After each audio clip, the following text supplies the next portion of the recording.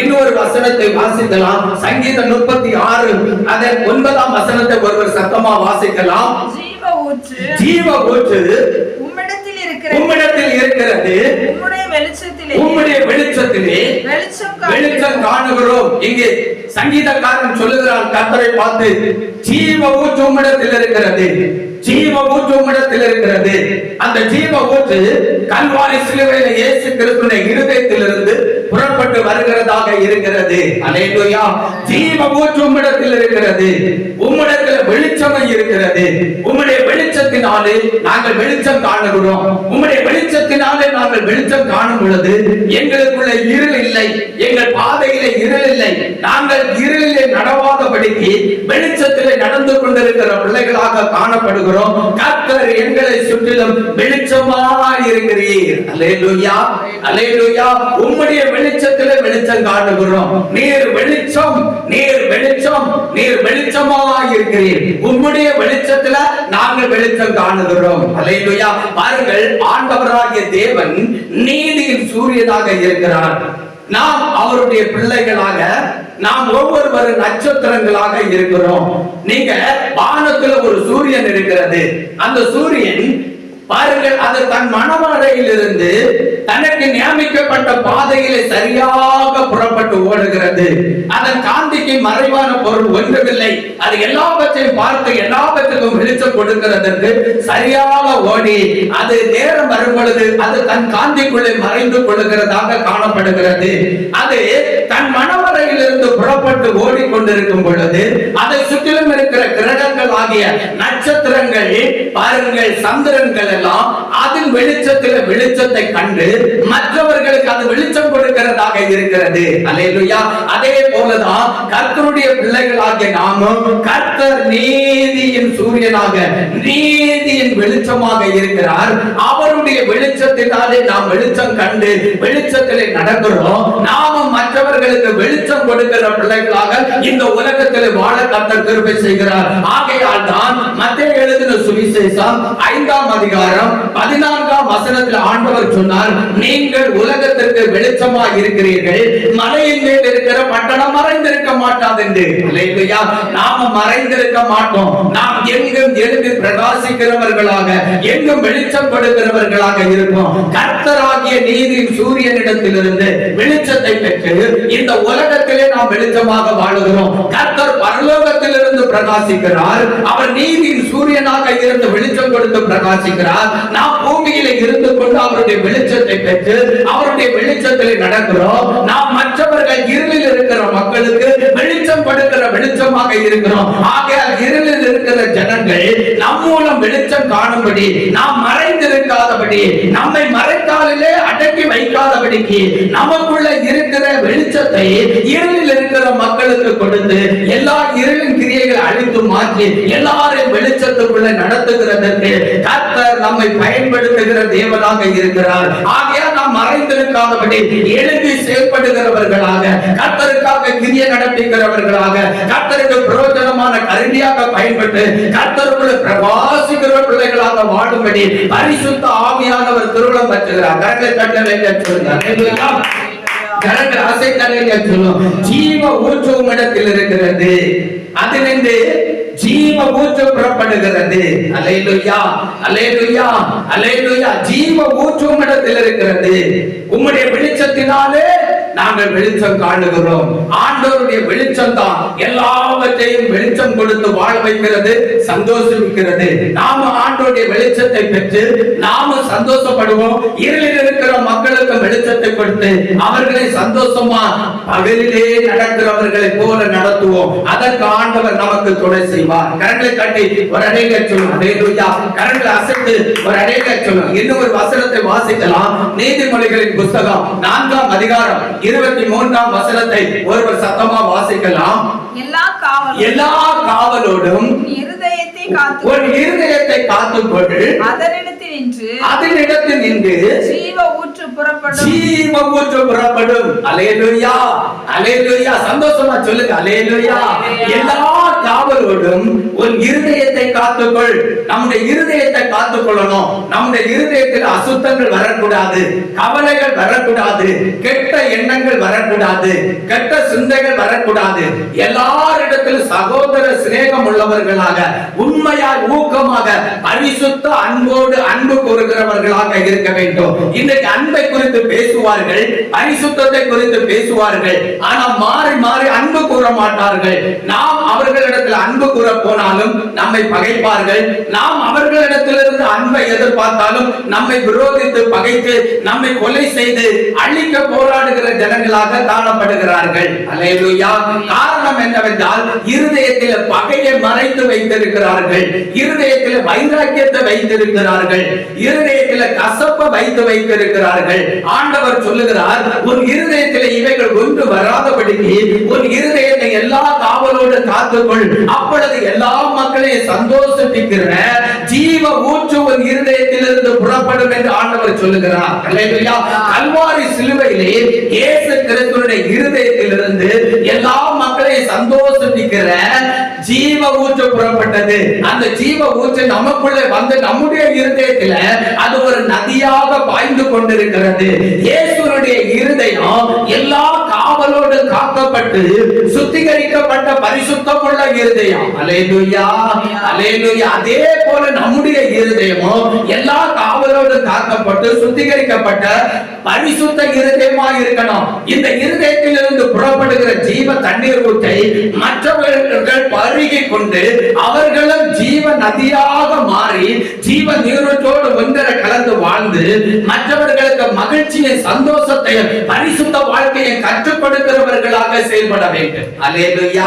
அதற்கு ஆண்டவர் நம்மளை பயன்படுத்த விரும்புகிறார். அப்படி ஆண்டவர் நம்மளை பயன்படுத்தலைன்னா, நம்முடைய இருதயத்திலிருந்து ஜீவ ஊற்று புறப்படனா, நம்முடைய இருதயத்தை எல்லா காவலோடு காத்துக்கொள்ளணும். நம்முடைய இருதயத்தில் துரு சிந்த வரக்கூடாது, மற்றவர்களை குறித்த தவறான எண்ணங்கள் வரக்கூடாது, கெட்ட எண்ணங்கள் வரக்கூடாது, பாவ சிந்தனைகள் வரக்கூடாது, இருதயத்திலிருந்து தாறுமாறான யோசனைகள் புறப்படக்கூடாது. எல்லாரிடத்திலும் அன்பு கூறணும். அல்லேலூயா. நீ வேண்டாம் என்று, நீ ஒன்றுக்கும் ஆகாது, நீ பிரயோஜனம் கிடையாது அப்படின்னு தள்ளிவிட்டவர்களிடத்திலும் அன்பு கூறணும். அந்த அன்பு எதனால வரும் தெரியுமா? நம்முடைய இருதயத்தை எல்லா காவலோடு காத்து கொண்டாதான் வரும். அல்லேலூயா. அப்படி காத்து கொள்ளலைன்னா, நம்ம யாராவது பகைக்கிறவர்கள் இருந்தா அவர்களிடத்தில் நம்ம அன்பு கூற மாட்டோம். அவர்களை மோசமானவர்கள் என்று நம்ம எண்ணி அவர்களை ஒதுக்கி வைத்து விடுவோம். ஆண்டவர் யாரையும் ஒதுக்கி வைக்கிற தேவன் அல்ல. அவருடைய இரட்சிப்பை பெற்ற எல்லா மக்களையும் ஆண்டவர் நேசிக்கிறார். அல்லேலூயா. கரங்களை அசைப்பவர்களே சொல்லுங்க அல்லேலூயா. எல்லாருக்காக கல்வாரி சிலுவையில ரத்தம் சிந்தி மரித்தார். மூன்றாம் நாள் உயிரோடு எழும்பி எல்லாரையும் அவர் சுத்திகரித்து அவருடைய ராஜ்யத்தில் கூட்டி சேர்க்கிறதற்காக மத்திய ஆகாசத்தில் வருகிறவருமாக இருக்கிறார். அவருடைய இருதயம் சுத்த இருதயம். அதுபோல தேவனுடைய பிள்ளைகளே, நாம சுத்த இருதயம் உள்ளவர்களாக வாழணும். ஏனென்றால் இயேசு கிறிஸ்துவினுடைய ஜீவ ஊற்று நமக்குள்ள நதியாய் பாய்ந்து கொண்டிருக்கிறது.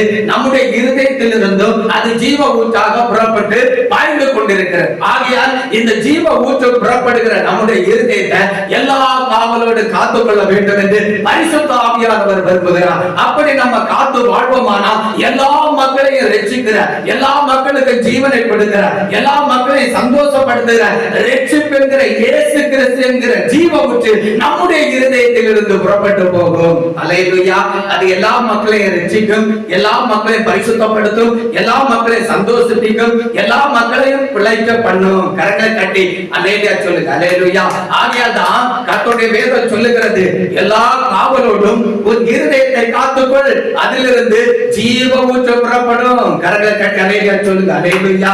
கரங்களை அசைத்து ஒரு அல்லேலூயா சொல்லுங்க. அல்லேலூயா. இன்னும் ஒரு வசனத்தை வாசிக்கலாம். சகரியா தீர்க்கதரிசியின் புத்தகம் 14ஆம் அதிகாரம் 7, 8, 9 வசனத்தை ஒருவர் சத்தமா வாசிக்கலாம்.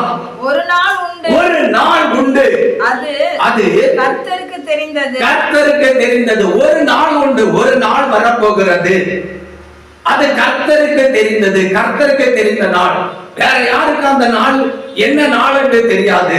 நமக்கு இன்றைக்கு ஒவ்வொரு நாளையும் நாம் எண்ணி எண்ணி இது எந்த நாள், இது இந்த நாள், இது வியாழன், இது வெள்ளி, இது சனி, இது ஞாயிறு என்று சொல்லி எல்லாம் நாம் நாட்களை கணக்கு போட்டு நாம் நாட்களுக்குள்ள வாழ்ந்து கொண்டிருக்கிறோம். கர்த்தர் இந்த நாட்களுக்குள்ள இன்னான் பிறந்தான் என்று சொல்லி பேரு சொல்லி அழைத்த அந்த நாட்களுக்குள்ளே நம்மை கர்த்தர் வாழ வைத்துக் கொண்டிருக்கிறார். அந்த நாட்கள் வாழ வைக்கவில்லை, நல்ல நேரம் வாழ வைக்கவில்லை, கர்த்தராகிய இயேசு கிறிஸ்து நம்மை வாழ வைத்துக் கொண்டிருக்கிறார். அல்லேலூயா.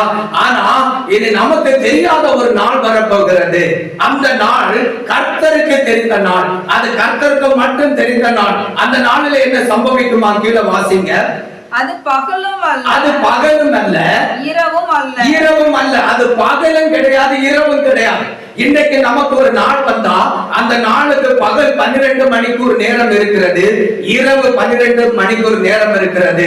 இரவும் பகலும் 12 மணிக்கூறாக சேர்ந்து 24 மணிக்கூறாக ஒரு நாளாக செயல்பட்டு கொண்டிருக்கிறது.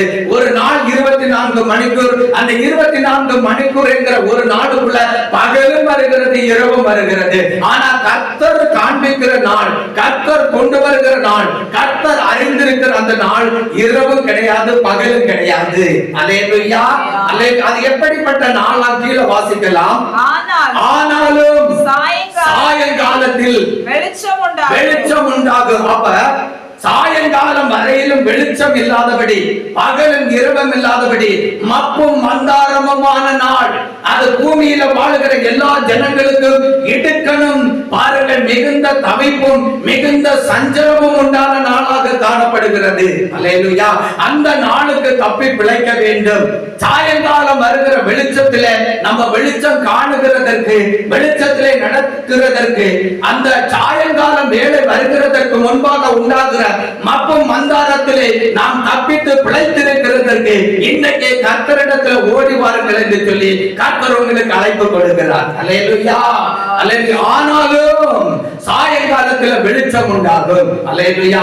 அந்த வெளிச்சம் கர்த்தர், அந்த வெளிச்சம் கர்த்தர். சாயங்காலத்தில் ஆண்டவர் கர்த்தர் நமக்கு வெளிச்சமாக இருப்பார். அந்த வெளிச்சத்தில் நாம் கர்த்தருக்குள்ளே நடப்போம், கர்த்தருக்குள்ளே வெளிச்சம் காண்போம். என்றைக்கு கர்த்தருடைய வெளிச்சத்தில் நாம மகிழ்ந்து களி கூறுகிறவர்களாக காணப்படுவோம். அந்த வெளிச்சம் உண்டாகின பிறகு ஒரு காரியம் சம்பவிக்கிறது. என்ன காரியம் சம்பவிக்கிறது? கீழே வாசிங்க. அந்நாளிலே ஜீவ தண்ணீர்கள் எருசலேமிலிருந்து புறப்பட்டு பாதி கிழக்கு சமுத்திரத்திற்கும் பாதி மேற்கு சமுத்திரத்திற்கும் போய் மாரி காலத்திற்கும் கோடை காலத்திற்கும் இருக்கும். அல்லேலூயா.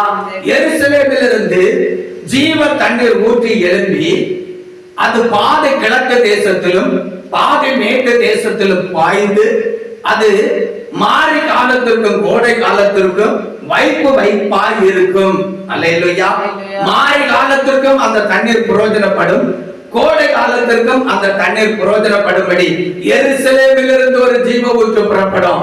ஜீவ ஊற்றாக இயேசு எருசலேமிலே சிங்காசனமிட்டு நீதியாய் அரசாட்சி செய்ய போகிறார். அன்றைக்கு சிலுவையில இயேசு கிறிஸ்துவினுடைய இருதயத்திலிருந்து புறப்பட்ட அந்த ஜீவ ஊற்று எருசலேமிலே சிங்காசனமிட்டு சிங்காசனத்தில் இருக்கிற இயேசு கிறிஸ்துவினுடைய இருதயத்திலிருந்து புறப்பட்டு பாதி கிழக்கு பகுதிக்கும் பாதி மேற்கு பகுதிக்கும் பாய்ந்து சென்று கோடை காலத்திற்கும் மாரி காலத்திற்கும் பயன்படும்படி அது இருக்கும். அல்லேலூயா.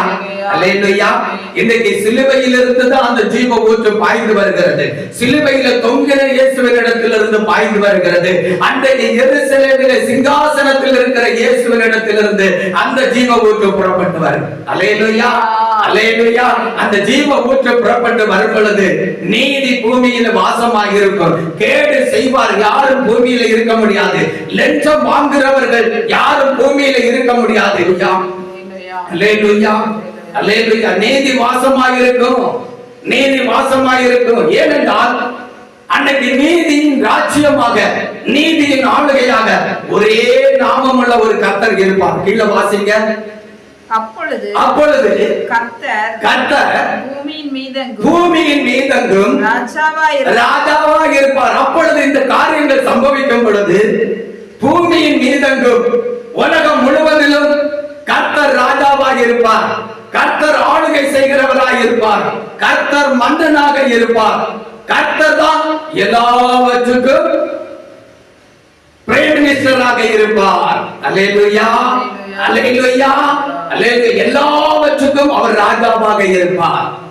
அல்லேலூயா. கீழே வாசிக்கலாம். அந்நாளிலே ஒரே கர்த்தர் இருப்பார்.